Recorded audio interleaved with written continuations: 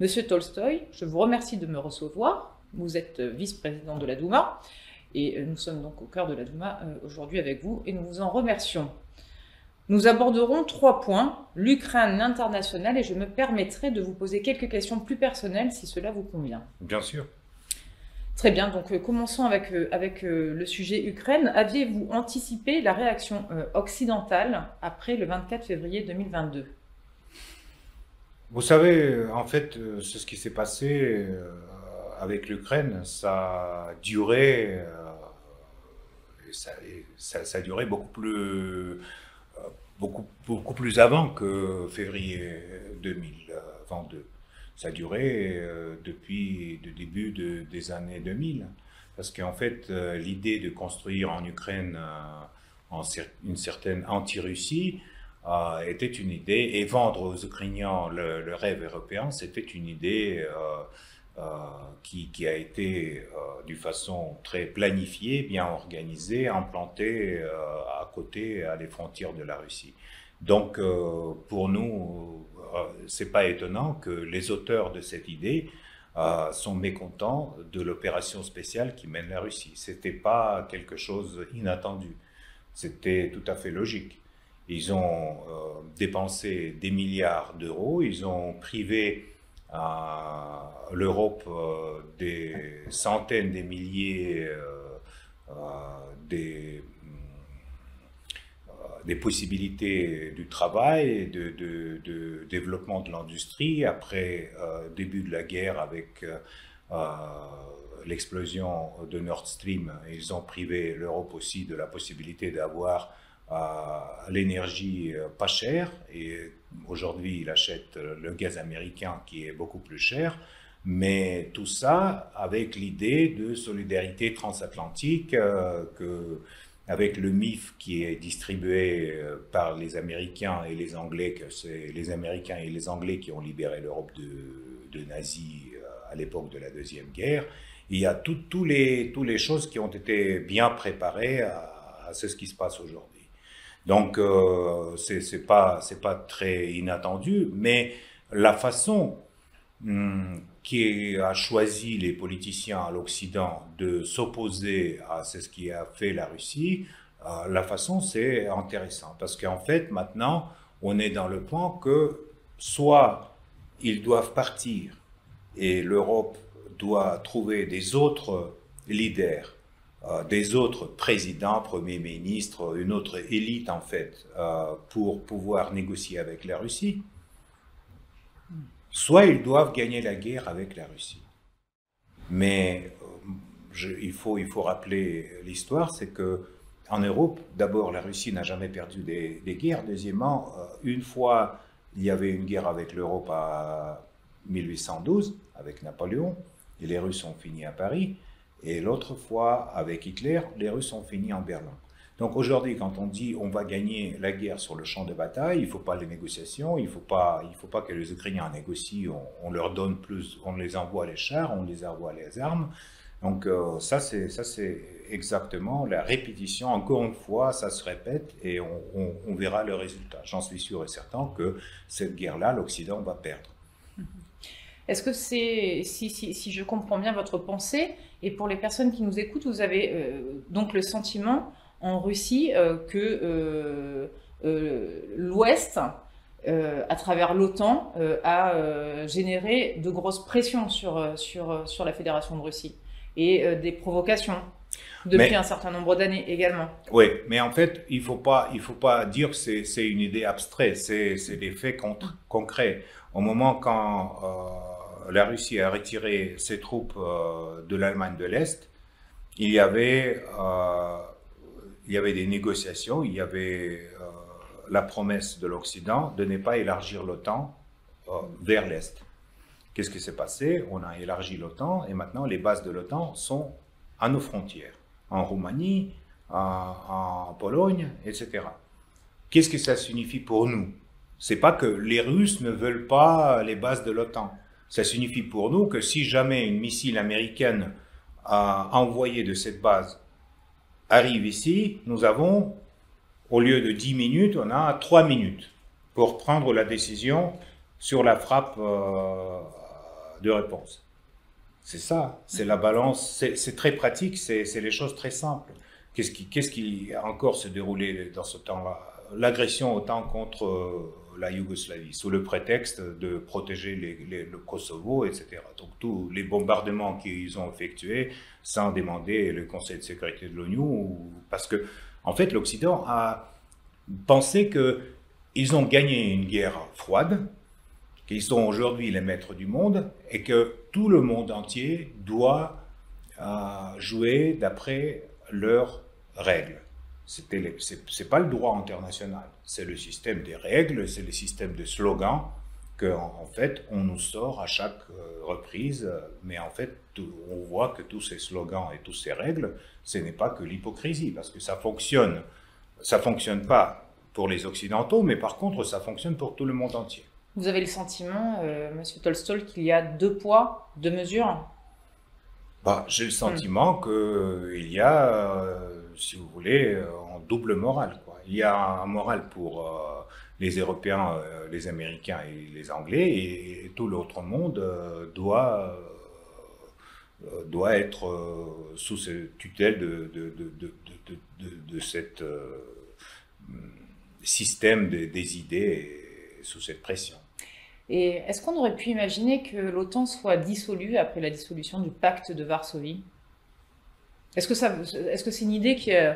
moi, je n'ai aucune réponse là-dessus, hein. Je vous pose cette question. Est-ce que d'ailleurs ça a été effleuré, peut-être dans des négociations?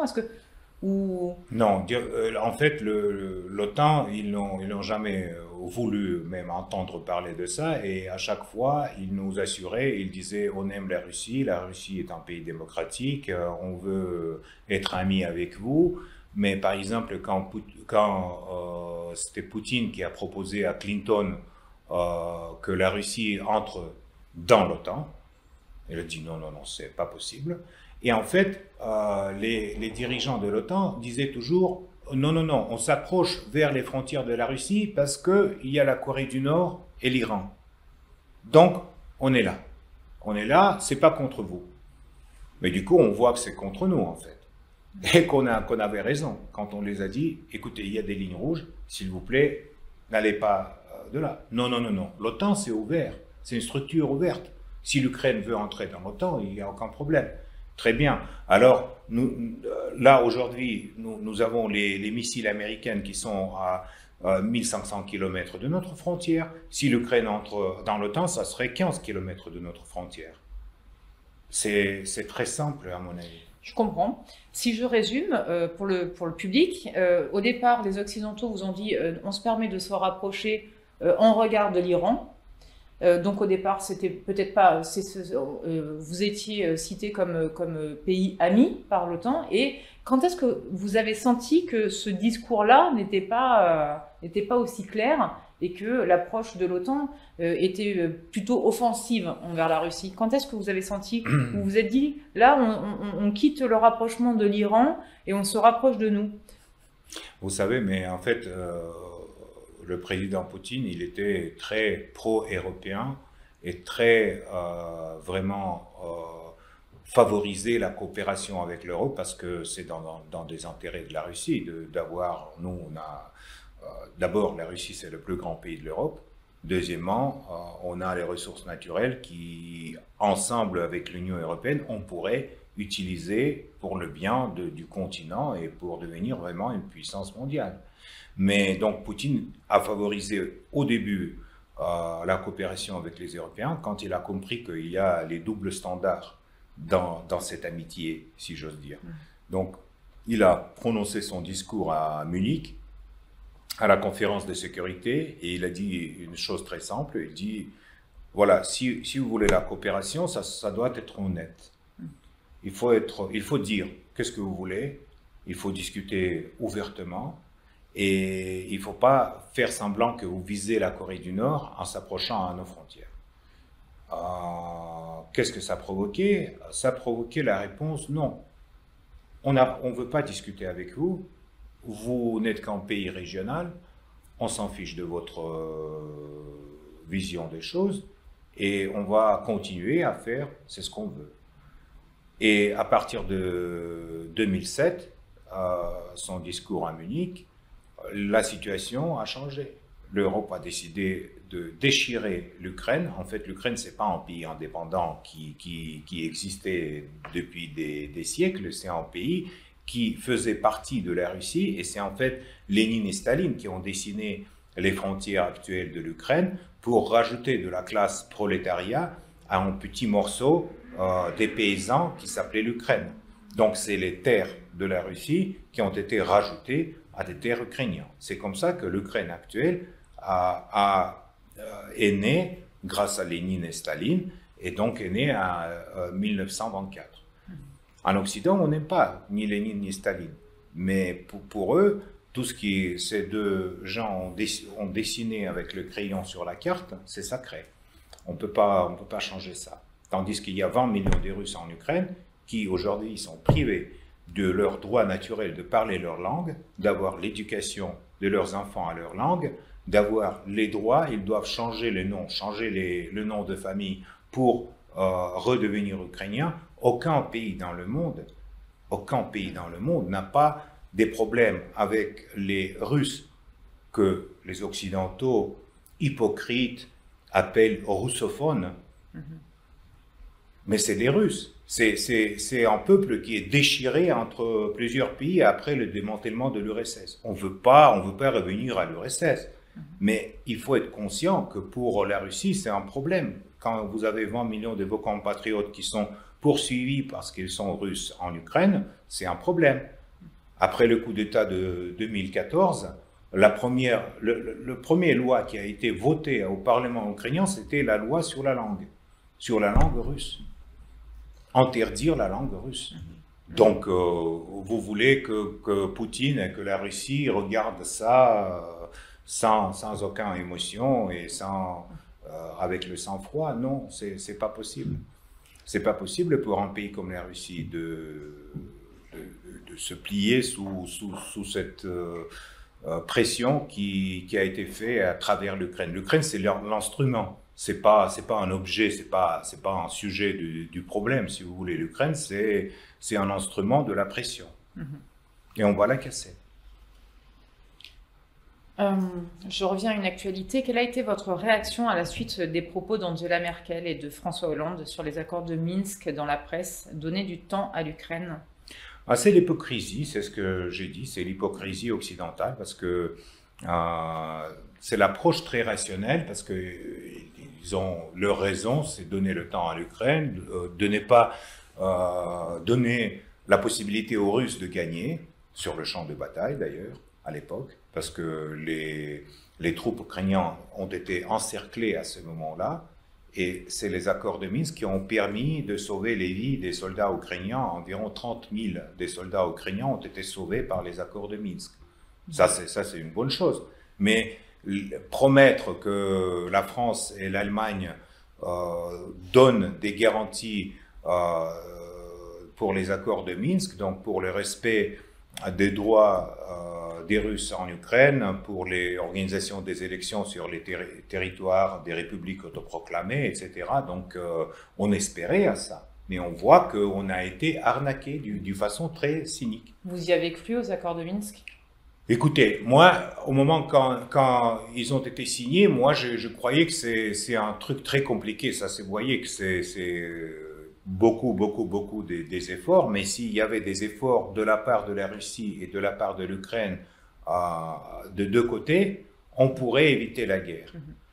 La Russie a été prête à faire ces efforts. Poutine a été prêt. Il était prêt parce qu'il croyait à des promesses de Hollande et Merkel. Mais on voit que l'Ukraine n'a pas bougé. Pendant 8 ans, ils n'ont pas bougé. Donc, c'est pas la surprise qu'ils ont préparé en fait, attaquer les républiques autoproclamées à l'est de l'Ukraine pour en fait résoudre ce conflit. Il y a eu des pourparlers en mars 2022 en Turquie. On dit qu'il y avait une chance de négocier en mars 2022. Est-ce que vous pouvez m'expliquer ce qu'il en est? Parce que le sentiment que j'ai personnellement, c'est qu'il y a eu peut-être un rendez-vous manqué 3 semaines après donc, l'invasion en Ukraine, vous êtes sur le point de trouver un accord entre l'Ukraine et la Russie, qui revenait sur les accords de Minsk d'ailleurs, et la promesse également, si mes souvenirs sont bons, que l'Ukraine ne rentre pas dans l'OTAN et qu'il y ait une forme de neutralité. Ouais. Et vous étiez en tout cas dans des discussions qui semblaient bien avancées. Ouais. Ça a été repris par l'ancien Premier ministre israélien récemment sur les réseaux sociaux. Il y a eu très peu d'échos, mais c'est quand même une nouvelle extrêmement perturbante quand on voit qu'un an après, peut-être qu'en mars 2022, tout aurait pu s'arrêter. Voilà Bien ce que sûr. je me dis. Bien sûr, mais à ce moment-là, les troupes russes ont contrôlé un tiers de la territoire de l'Ukraine. Les représentants de l'Ukraine ont été prêts à compromis du statut neutre de l'Ukraine et de refuser l'adhésion dans l'OTAN. Ça, c'est les deux choses fondamentales pour la sécurité de la Russie. Et en fait, on pourrait très bien, avec l'avancement de ces négociations, avoir un accord. Le problème, c'est que Boris Johnson a appelé Zelensky et a dit arrêtez de négocier avec les Russes, il faut se battre. Et donc les accords, ils ont été interrompus par l'initiative des Ukrainiens. Et quelque temps après, le Parlement ukrainien a voté la loi qui interdisait directement à l'Ukraine d'avoir les négociations avec la Russie. Au président ukrainien d'avoir les négociations avec les Russes, au Parlement ukrainien d'avoir les contacts avec les Russes, etc. Donc ça a été voté comme en loi, il est toujours en vigueur. Alors pardonnez-moi parce que je ne connais pas cette loi, ce qui veut dire qu'aujourd'hui, s'il doit y avoir des c'est pourparlers… impossible, c'est impossible. D'accord, donc c'est impossible. C'est impossible. C'est C'est interdit impossible. par la loi. C'est interdit par la loi. Il faut alors d'abord changer la loi par le Parlement ukrainien. Mais en fait, l'essentiel, c'est d'avoir, pour ces négociations, avoir un accord de la part des États-Unis et de la Grande-Bretagne. L'Europe, malheureusement, on ne le demande pas. On a déjà demandé l'intermédiaire de la France, de l'Allemagne, à plusieurs reprises. D'ailleurs, si vous vous souvenez, au moment du coup d'État de 2014, quand il y avait Maïdan et il y avait 3 ministres des Affaires étrangères en français, Laurent Fabius, Sikorski qui représentait la Pologne et Steinmeier qui était le ministre des Affaires étrangères allemand, qui ont signé un document avec les garanties pour le président Yanukovych. En revanche, c'était un document signé en échange que Yanukovych n'utilise pas la force contre les manifestants. Qu'est-ce qui s'est passé après? On sait bien.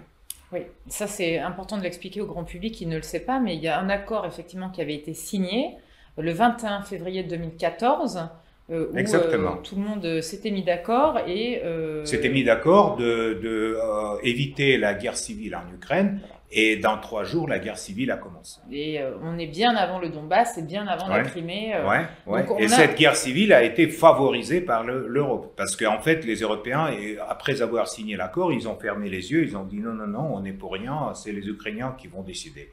Donc c'est comme ça que ça s'est déroulé. Ah oui. C'était un accord, il faut le spécifier, oui, tout à fait, signé par l'Allemagne, la Pologne, et la France. Oui, tout à fait. Donc les garanties européennes, on n'y croit plus. On peut reconnaître que vous avez subi une succession de trahison tout de même sur certains accords. Voilà, ça n'engage que moi, mais bon, voilà, ces accords-là n'ont pas été respectés, c'est le moins que l'on puisse dire. Je sais aussi, je vais appuyer là-dessus avant de changer de thématique, mais il est vrai, on le sait aujourd'hui, et ça a été repris par des écrivains et des diplomates français notamment, M. Gourdeau-Montagne, que l'OTAN ne devait pas se déplacer d'un pouce vers l'Est. Certains documents ont été déclassifiés. Donc voilà, je sais qu'on très souvent est critiqué votre approche lorsque vous dites que l'OTAN n'a pas tenu ses engagements. Ces documents aujourd'hui sont disponibles et ont été repris par des diplomates. Donc je préférais que ça ait été juste les spéculations, mais c'est les faits. C'est les faits qui ont poussé la Russie à mener l'opération spéciale militaire en Ukraine. En revanche, bon, bah, les relations avec l'Ukraine et le monde occidental sont très entachées aujourd'hui.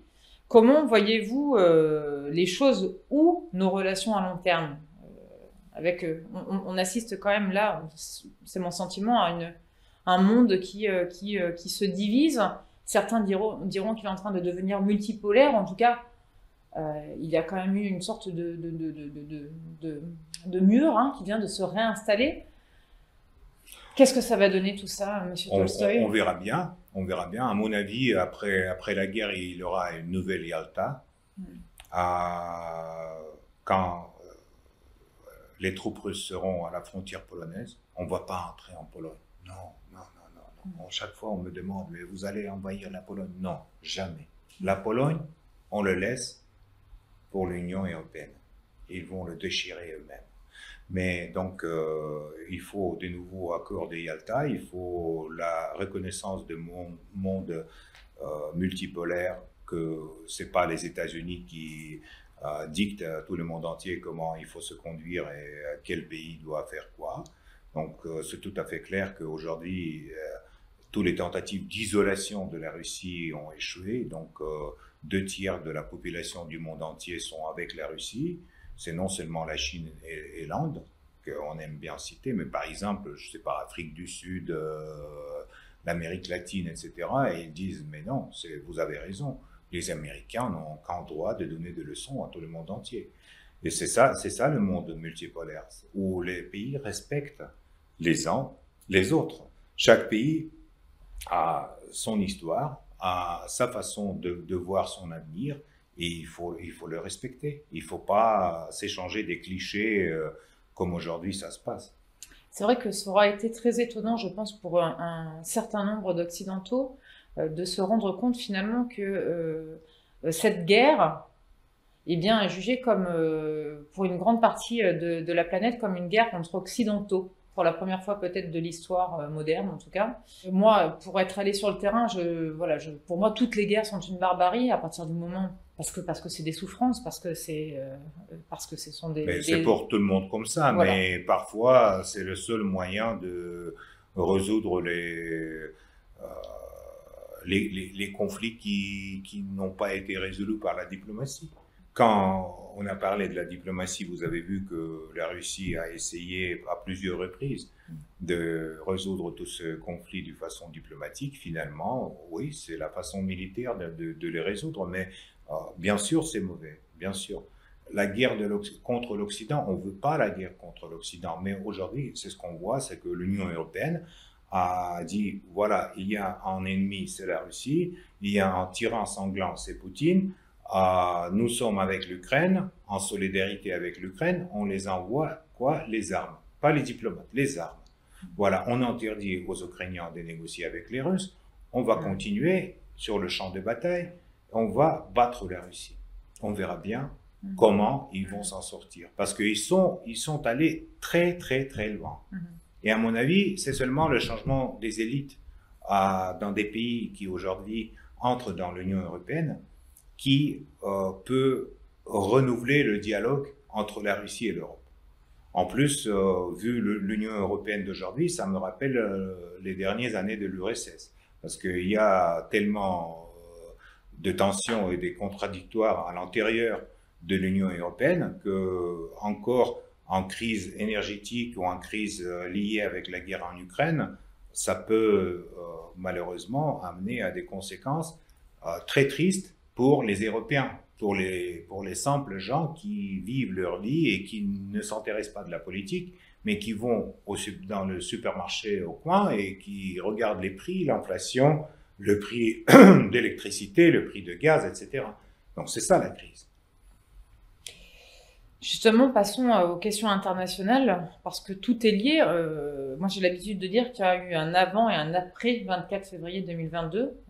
Ouais. Au-delà de la guerre en Ukraine, le monde a basculé, est en train de se redessiner de façon plus ou moins certaine, incertaine, floue. Un an après, contrairement à ce que l'Occident avait prévu, vous n'êtes visiblement pas isolé. Aviez-vous anticipé la réaction des BRICS et d'une grande partie de la planète avant le 24 février 2022. Mais le fait que le monde n'est pas juste, c'était clair même avant le 22 février. Et c'était clair pour nos partenaires dans tous les pays du monde. Mais quand on discute avec les gens, il y a le dialogue ouvert, quand on leur explique les raisons pour lesquelles a été prise la décision de commencer l'opération spéciale militaire, alors il y a la compréhension des choses au moins. Donc c'est pas le rideau de fer, c'est les gens qui sont capables à écouter. Aujourd'hui, les Européens ne sont plus capables d'écouter, malheureusement. Les Américains non plus. Donc ils vont nous déchirer en morceaux sur le champ de bataille. On attend. Quel monde multipolaire se dessine selon vous en ce moment? C'est ce que j'ai dit, c'est des pays qui respectent les uns les autres, mais qui sont pas, qui ne donnent pas des leçons à des autres pays sur la façon de leur vie ou sur la façon comment doit fonctionner leur système judiciaire ou l'État ou le Parlement, etc. Donc tout ça, ça reste dans le passé. Après le 22 février, tous ces slogans hypocrites des Européens sur l'état de droit, sur la liberté de la presse, on voit la pratique.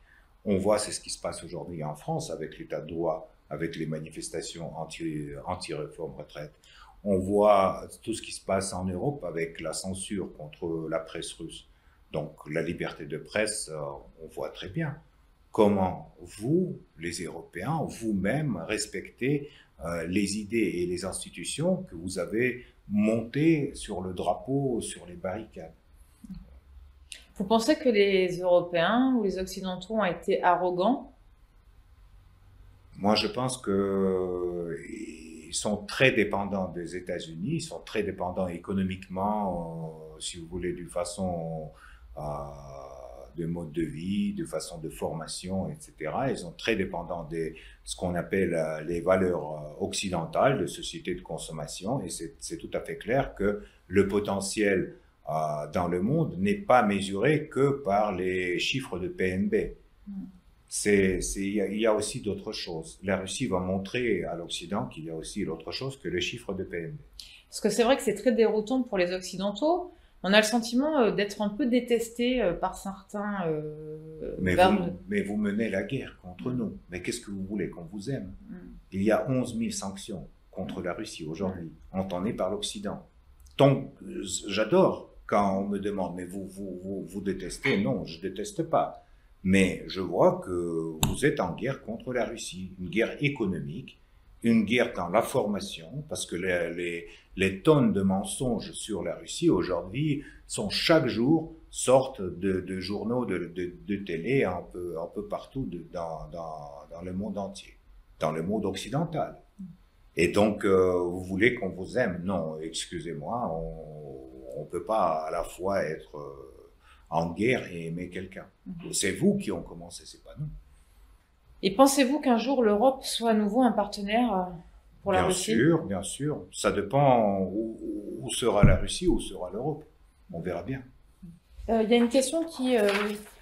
on se rend compte aujourd'hui que la Chine et l'Inde deviennent des partenaires très importants pour vous.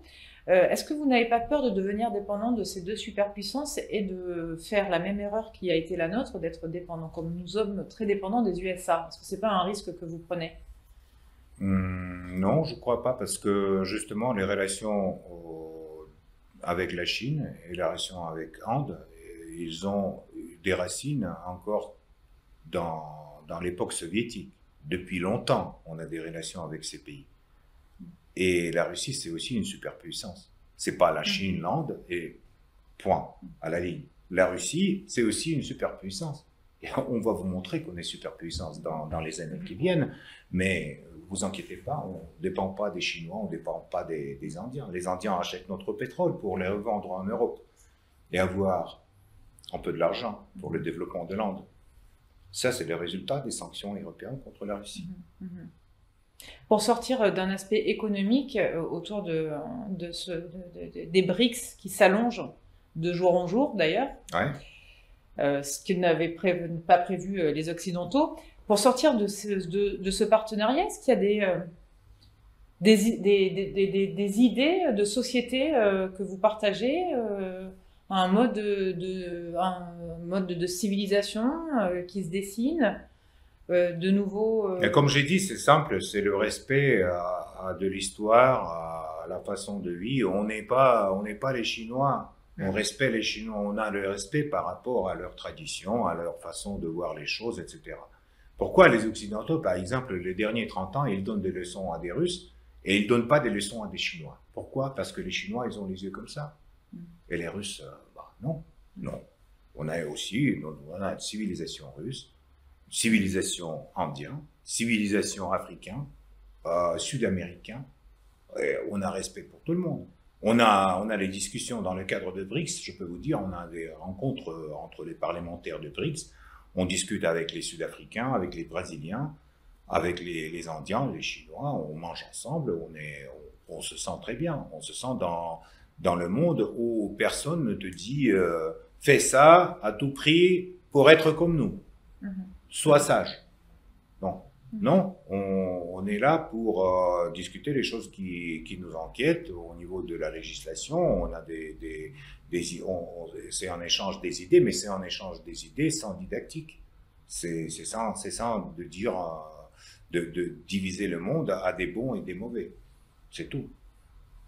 Comment vous expliquez que beaucoup d'Occidentaux, est-ce qu'on a peur finalement de la Russie, de la Chine? On a peur? Bien sûr, on a peur. Ouais. Parce qu'ils ne sont pas comme nous. Ouais. Georgette, t'as vu qu'est-ce qu'ils ont fait? Ouais, c'est triste, c'est comme ça. Je vais rentrer dans des questions un peu plus qui fâchent. Allez-y, ça j'aime bien. On dit qu'en Russie, il n'y a aucune liberté d'expression et que l'on meurt pour quelques mots. Que pouvez-vous répondre à cela? C'est aussi un cliché.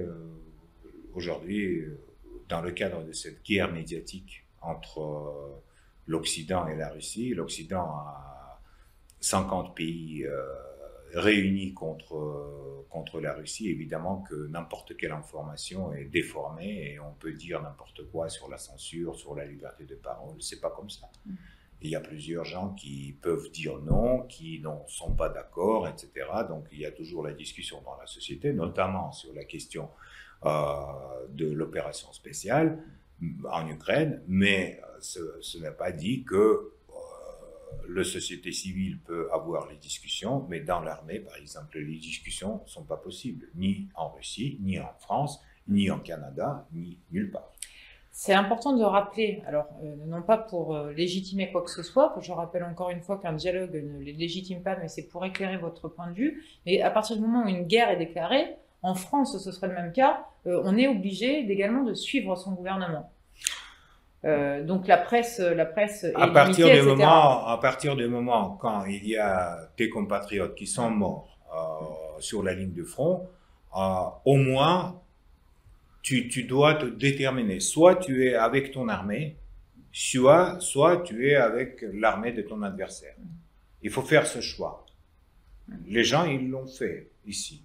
Et il y en a 90% qui sont là. Et il y a 10% qui sont partis. C'est comme ça que vous voyez les choses entre ceux qui sont partis. D'accord, je comprends. Oui, je vois les choses comme ça parce que, mais je simplifie, bien sûr, il y a beaucoup de nuances. On peut répondre à cette question pendant des heures. Mais en fait, les gens qui ont dit non, je suis contre cette guerre, je suis contre Poutine, je suis contre la Russie d'aujourd'hui, je veux changer les choses, je veux sauver ma vie, je veux changer la vie de ma famille, je pars en immigration, ils ont parti en immigration. Les gens qui ont dit non, je reste avec mon pays, malgré les sanctions et tout, moi je reste avec mon armée, je veux soutenir les soldats, je veux les envoyer de l'argent, je sais pas, les trucs qu'on envoie, les convois humanitaires sur le front, ça c'est 90%. 90% des Russes qui ont resté patriotes dans cette situation. C'est pas facile, hein. C'est le choix que chacun a fait, c'est le choix personnel. Vous sentez que la population soutient le président? Ouais, je le sens parce que je suis député, je parle beaucoup avec des gens, notamment je parle beaucoup avec les étudiants, les jeunes, j'ai des rencontres avec mes électeurs, je suis élu dans la circonscription à Moscou, et donc je parle beaucoup, les gens ils soutiennent, et ils soutiennent le président Poutine, ils comprennent la nécessité de cette opération, ils comprennent que ça doit être terminé tôt ou tard, et tout le monde espère et travaille pour la victoire de la Russie. Les médias occidentaux soutiennent que les pertes russes sont supérieures ou du même ordre que les pertes ukrainiennes. Vous partagez cette analyse ou... Non, non, non, non. Ça, c'est aussi n'importe quelle guerre, il y a la propagande de deux côtés. Donc, les médias occidentaux sortent des sources très bizarres. Par exemple, on m'avait cité à la télévision française en général norvégien, chef du sous-marin, je ne sais pas comment il a su sur les pertes, il a regardé de son sous-marin, ou comment il a compris. Mais je sais que, par exemple, Israël, ils ont fait l'analyse avant de fournir le matériel militaire en Ukraine. Ils disent qu'aujourd'hui, pour les tuer, c'est en russe contre les 8 Ukrainiens, et pour les blessés, en russe contre les 6 Ukrainiens. Donc on a pas mal de blessés, on a moins tués, et cette répartition est justement le contraire, parce que les Ukrainiens essayent d'attaquer, et les Russes aujourd'hui maintiennent la ligne de front. Vous êtes sûr de remporter la victoire? Oui, sinon il faut pas commencer la guerre, bien sûr. Mais les pertes, si on parle des pertes, il y avait beaucoup de fautes très graves au début de l'opération, quand la Russie, comme j'ai déjà dit, a pris contrôle sous plus de 30% du territoire de l'Ukraine, parce que en fait, à mon avis, il fallait aller moins vite, quoi. Donc ils sont allés jusqu'à Kiev, on a été à 10 km de Kiev, et donc il fallait pas aller si vite que ça, il faut avancer doucement, on va le faire. Est-ce que vous allez en rester au Donbass? Oui, j'ai été à Donbass, et je pars par exemple jeudi là-bas, parce que j'ai rencontre souvent les soldats, les officiers qui sont là, et on a beaucoup des lois qui on a passées dans le Parlement pour soutenir les familles des gens qui aujourd'hui avec les armes sont sur la ligne de front, pour assurer la réhabilitation de blessés. Il y a beaucoup de problèmes là-dessus, mais le Parlement travaille aussi. Et pour savoir tout, il faut être en contact, il faut rester en contact avec les gens qui sont là-bas. Donc on voyage tous les députés, on voyage régulièrement dans les nouvelles régions de la Russie. La Russie et la France sont deux puissances nucléaires. C'est une lourde responsabilité. Depuis Hiroshima et Nagasaki, le monde entier garde en mémoire des images d'une rare sauvagerie dont les États-Unis d'Amérique portent la responsabilité. Assumeriez-vous de devenir le second État à devoir utiliser l'arme nucléaire? Comment porteriez-vous dans votre conscience son usage si le pire devait se produire?